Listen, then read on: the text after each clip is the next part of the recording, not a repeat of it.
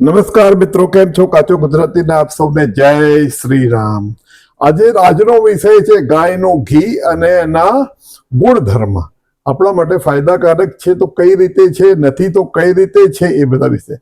Actually તો શું છે, ઘી અમૃતને ગણાય છે અને ગણાતો તું. એક કહેવત તમે સાંભળી છે, દેવું કરીને ઘી પીવું. આ કોની કહેવત હતી? ચાર્વાક ઋષિની હતી. કારણ કે એ પુનર્જન્મ માનતા જ નહોતા. આપણે જેવી રીતે અત્યારે અબ્રાહમ ફિલોસોફીના લોકો માને છે એનું ખાલી સનાતન વાળા જ પુનર્જન્મ માને છે. સનાતનના જ હતા પણ એમનું થિંકિંગ જુદું હતું. તો એમણે કહ્યું કે દેવું કરશો તો પૈસા ચૂકવવાનો છે જ નહીં, બીજું જન્મ છે જ નહીં, તો દેવું કરીને ઉત્તમ વસ્તુ કેમ ના પીવો તમે? અને એ વખતની ઉત્તમ વસ્તુ, અમૃતની વસ્તુ શું હતી? તો કે ગાયનું ઘી. તો એ વખતે પણ આ કહેવત હતી. આજે પણ એ જ વસ્તુ લાગુ પડે છે. અને આજે બી દેવું કરીને ઘી કરનારા પીનારા માણસો બી છે. કારણ કે આજે બી કેટલાય લોકોને આ પુનર્જન્મનો ખ્યાલ આવતો નથી. એમને એમ કે ચોરી છુપીથી કરીને આપણે જલસા કરી રહીએ. દેવું લીધું છે, પૈસા નહીં આપીએ તો ચાલશે, ખોટું કામ કર્યું છે ચાલશે, એમ કે રિપેન્ટેશન નથી, પસ્તાવો નથી, આપવાની ભાવના નથી, અને ઘી જલસા કરો, ઉત્તમમાં ઉત્તમ વસ્તુનો આપણે ભોગ કરો, એવા માણસો મળે છે. ચાર્વાક ફિલોસોફીના માણસોને અત્યારે પણ શોર્ટેજ ભારતમાં પણ નથી, જેમનો ભલે સનાતનમાં ધર્મ થયો હોય. મિત્રો, હવે આમાં શું છે કે હું આ વિષયનો એક્સપર્ટ નથી, અને તમારે જો ગાયનું ઘી ખાવું હોય તો મને પૂછતા નહીં, તમે તમારા આયુર્વેદ ડોક્ટરને પૂછજો, અથવા તમારા જે કંઈ વડીલ જેને જાણકારી હોય પૂછે. હું તો એક પુસ્તક પર આધારિત વાત કરીશ. આ પુસ્તક તમારી સામે છે, આરોગ્ય, આહાર અને ઔષધ. આરોગ્ય, આહાર અને ઔષધ જોઈ રહ્યા છો ને તમે મિત્રો? નામ બી ડોક્ટરનું વાંચી જ દો. મુંબઈના ખૂબ પ્રસિદ્ધ આયુર્વેદાચાર્ય ડોક્ટર કિશોર ગોપાલજી ઠુક્કર, ડોક્ટર કિશોર ગોપાલજી ઠુક્કર, એમનું આ ચેપ્ટર છે. આ પુસ્તકનું એક ચેપ્ટર છે, જેનું નામ છે અમૃત સમાન માખણ અને ઘીના ગુણો તો ભડક શા માટે? હવે માખણ તો શું છે, કૃષ્ણ ભગવાન ખાતા હતા એટલે અમૃત તુલ્ય હતું જ. કારણ કે કૃષ્ણ ભગવાન તો અમૃત તુલ્ય વસ્તુ જ ખાય, અમૃત જ ખાય. પણ હવે આપણે વાત કરી રહ્યા છીએ ઘીની, અને એ બી ગાયના ઘીની. તો ગાયના ઘીના શું ગુણો છે, અને ગુણો હોવા છતાં અત્યારે કેમ થોડી એલર્જી છે ઘી પ્રત્યે લોકોની, એના વિશે થોડી ચર્ચા કરીએ. ભાઈ, ઘીના ગુણો તો અગાઉના જમાનાની જેમ જ આજે પણ અમૃત તુલ્ય છે. પણ પ્રોબ્લેમ એ છે કે આજની રહેણી કરણી ઘીને લાયક કદાચ રહી નથી. આજનો જે ભણેલો સુધરેલો સમાજ છે, 35-40 વર્ષ થાય એટલે એમની તમે ચપાતી જુઓ, રોટી જુઓ તો ઘી જ ના હોય. એવી એક માન્યતા બેસાડવામાં આવી છે કે તમારા હૃદય માટે ઘી સારું નથી, કોલેસ્ટ્રોલ વધી જશે. એ શું છે, આપણે તો એનો અભ્યાસ કરીશું, હું કંઈ કહેતો નથી, પણ આ માન્યતાઓ સાચી નથી, એને રિવ્યુ કરવાની જરૂર છે. બરોબર છે? હવે શું છે કે આપણે બેઠાણું લાઈફસ્ટાઈલ હોય, આપણે લેપટોપ, ડેસ્કટોપ, મોબાઈલ અને એ બધામાં જ જો પડ્યા રહીએ, આરામ કરીએ, સોફા પર બેસીએ, સૂઈએ, બહુ આપણી જો એક્ટિવિટી ન હોય ફિઝિકલ, મિત્રો, તો કદાચ ઘી આપણા માટે સારું ના બી હોય. કારણ કે જૂના જમાનામાં લોકોની ફિઝિકલ એક્ટિવિટી બહુ જ વધારે હતી. એનું જે અત્યારે ઘણી ઘટતી જાય છે, ઇવન યુવાનોમાં પણ ઘણી ઘટતી જાય છે. એટલે એ પણ જોવું રહ્યું આપણે કે એ ઘટતી ફિઝિકલ એક્ટિવિટીના સંદર્ભમાં આ ઘી સારું કે નહીં, એ પણ આપણે જોવાનું રહ્યું. બરોબર છે? એકચ્યુઅલી તમે જુઓ, પંજાબના માણસો જુઓ, હું તો હવે પંજાબનો છું પણ ગુજરાતી થઈ ગયું તમારા જો. પંજાબ, યુપી, હરિયાણા, ઉત્તરાખંડ, સિક્કિમ, એ બધા માણસોને જુઓ તો હાઈટ બોડી વાળા માણસો હોય છે. એમનો ગાળ પણ લાલી ચમકતી હોય છે. તો એ લોકો ઘી નથી ખાતા? એકચ્યુઅલી એ લોકો તો ઘી જ ખાય છે, ગાયનું ઘી. એ લોકોના દાળ, શાક, પરોઠા, રોટલી ફક્ત ઘીનો જ વપરાશ થાય છે. એ લોકો મીઠાઈ જે ખાય છે એનું. મેં એક ભાઈને જોયેલા, એ જમ્યા પછી આમ આટો મારવા નીકળેલા. તમે ત્યાં મીઠાઈઓની દુકાન બહુ જોવા મળશે, આપણે તો બહુ જ ઓછી હોય છે. અને ત્યાં બધી શુદ્ધ હોય, શુદ્ધ મીઠાઈઓ ત્યાં મળે તમને. એનું ઇવન જે નાની નાની સ્ટ્રીટની અંદર, એટલે એક ભાઈ જમવા નીકળેલા, ચાલતા ચાલતા જમીને નીકળેલા ને એમને મીઠાઈની દુકાનમાં ગયા. એ કહ્યું કે ત્યાં ચૂડીદાર ગ્લાસ હોય છે પંજાબની અંદર, અને યુપીમાં જુઓ આટલા મોટા ચૂડીદાર ગ્લાસ. એ ચૂડીદાર ગ્લાસમાં તું દૂધ આપ મને, અને એની અંદર તું મને 500 ગ્રામ રબડી નાખીને મિક્સ કરીને આપ. અને એણે આપ્યું, અને ગરમ ગરમ દૂધમાં રબડી નાખીને પી ગયા. આ તો જમ્યા પછીનું છે. છતાં બી એ લોકો પચાવી જાણે, કારણ કે ત્યાં ફિઝિકલ વર્ક, હાર્ડ વર્ક હજી બી છે ત્યાં યુપીમાં, પંજાબમાં અને ઉત્તરાખંડમાં, સિક્કિમમાં, દરેક જગ્યાએ છે. અત્યારે આપણે અહીંયા જે ઓછું થઈ ગયું જેને કારણે થોડી તકલીફ છે. એટલે એ લોકોને કોઈ જે તમે ડાયાબિટીસ સાંભળ્યું, પંજાબમાં કોઈને ડાયાબિટીસ નહીં, કોઈને હાર્ટનો રોગ નહીં, ભાગ્યે જ કોઈને બીપી બી ના હોય, કોઈને ચહેરા પર લાદી હોય, મેં તમને કહ્યું એમ એનું, અને એકદમ ટટ્ટાર ચાલતો હોય. આર્મીમાં બી આ સ્ટેટના લોકો જાય છે, પંજાબ, યુપી, બિહાર, ઉત્તરાખંડ, સિક્કિમ, આ બધા લોકો તમને આર્મીમાં પણ જોવા મળે. અને એ લોકો ફિઝિકલ એક્ટિવિટીમાં સૌથી આગળ છે.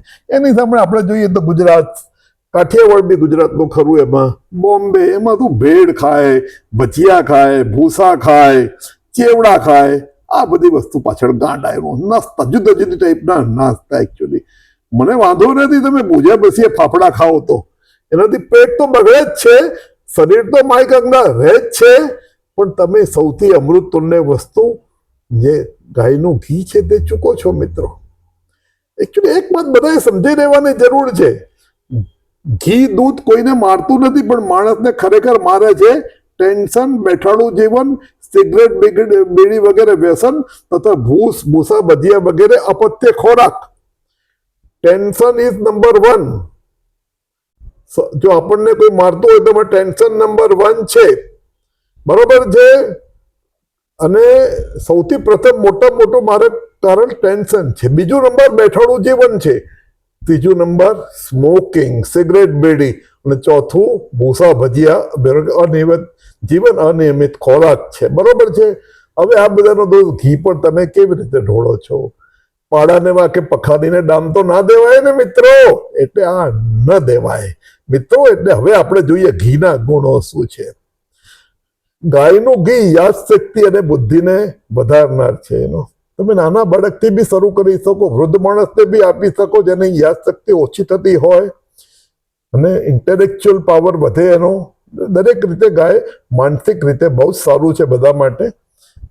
ગાયના ઘીથી વીર્ય, તાકાત અને ઓજ વધે છે, એટલે સ્ટ્રેન્થ આપણી વધે છે એનું. એટલે પહેલા મેન્ટલ સ્ટ્રેન્થ વધે છે જોઈએ આપણે, પછી ફિઝિકલ સ્ટ્રેન્થ વધે છે. ગાયના ઘીના ઉપયોગથી આંખોનું તેજ વધે છે. નિયમિત ગાયનું ઘીનું સેવન કરો, ચશ્મા બસમા બધું નીકળી જાય મિત્રો. ગાયનું ઘી વાયુ અને પિત્ત દોષને સમાવે છે. કફ વાળાએ થોડું સાચવવું પડે, બહુ વાંધો નથી, પણ પિત્ત વાળા માટે અને વાયુ પ્રકૃતિ વાળા માટે તો ઉત્તમ છે, અમૃત છે, કેમ કે દોષને સમાવે છે એનો. ગાયનું ઘી દરિદ્રતા એટલે અલક્ષ્મીને દૂર કરે છે. ગાયને માતાનો દરજ્જો આપ્યો છે. અને ગૌ હત્યાનું પાપ એ સૌથી ખરાબ પાપ આપણે કહેવામાં આવ્યું છે, બરોબર. તો ગૌ હત્યાનું પાપ બહુ ખરાબ, કે ગાયનો દરજ્જો બહુ ઉચ્ચ છે.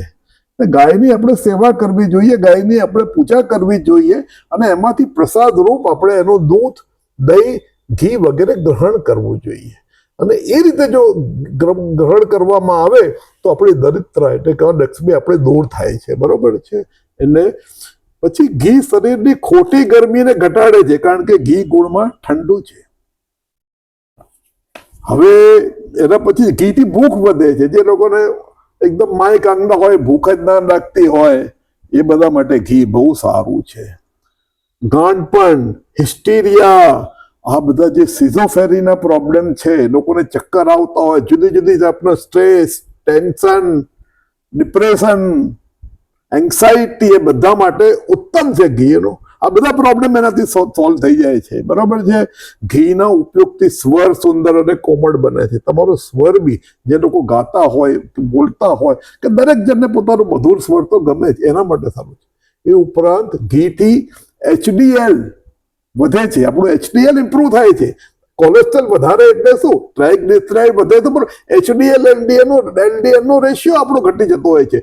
ગાયના ઘીથી HDL વધે છે, LDL ઘટે છે, એટલે કોલેસ્ટ્રોલની ક્વોલિટીમાં ઇમ્પ્રુવમેન્ટ આવે છે. એ ખોટી માન્યતા છે કે કોલેસ્ટ્રોલ વધારે છે. હવે તમે એકદમ જેનું ઇનડિસ્ક્રિમિનેટલી કોઈ વસ્તુ વાપરો તો જુદી વાત છે એનું, પણ ખરેખર તો એ કોલેસ્ટ્રોલ ઘટાડે છે, અને એ HDL વધારે છે, LDL ઘટાડે છે, ટ્રાઇગ્લિસરાઇડ બી ઘટાડે છે. મિત્રો આટલા બધા ફાયદા છે. આ તો બહુ લિમિટેડ ફાયદા છે.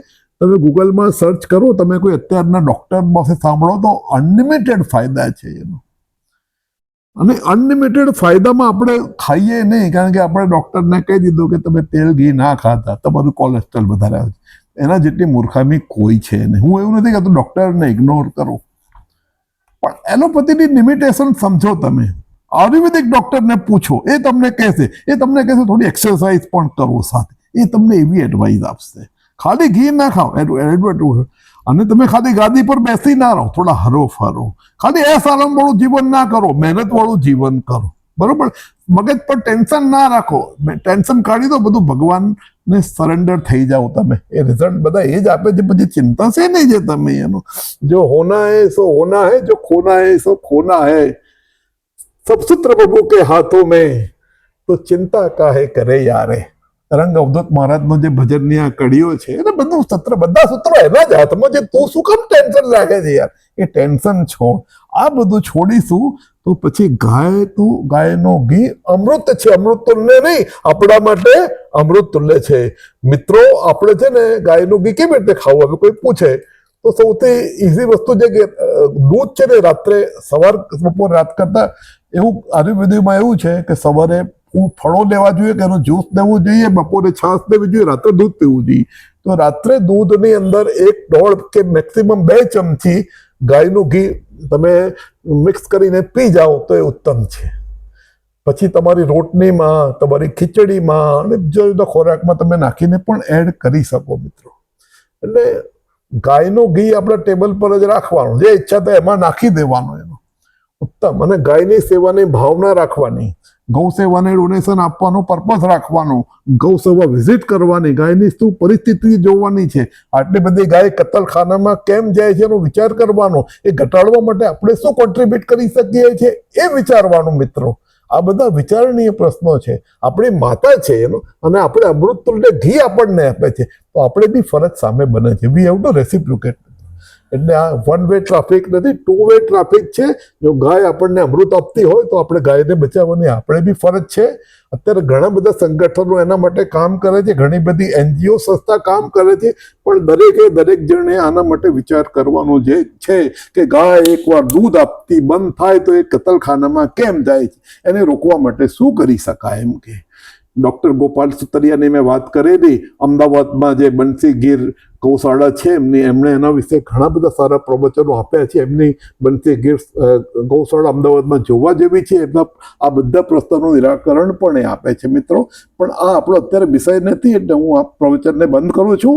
અને મિત્રો, આ કંઈ અમે જે પણ વાત કરી છે, આમ તો આયુર્વેદાચાર્યની જ વાત કરી છે, છતાં પણ તમે તમારી પ્રોપર આયુર્વેદિક ડૉક્ટરની એડવાઇસ લઈને કરજો. એલોપેથી ડૉક્ટરની એડવાઇસ લેવાનો બહુ ફાયદો નથી. એ તો બધા ના જ પાડશે.